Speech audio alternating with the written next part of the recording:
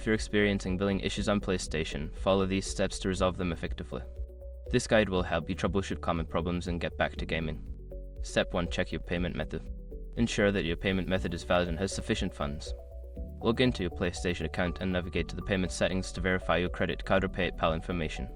Step 2. Review recent transactions.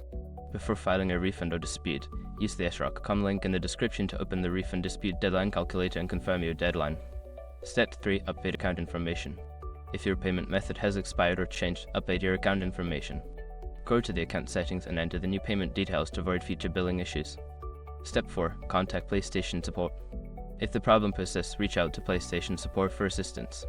Provide them with details about your issue, including any error messages, and they can help you resolve it. Step 5. Monitor your account. After resolving the issue, keep an eye on your account for any further problems. Regularly check your billing history and ensure that all transactions are accurate to prevent future complications. By following these steps, you should be able to effectively resolve any billing problems on PlayStation. If issues continue, don't hesitate to seek further help from customer support. Happy gaming!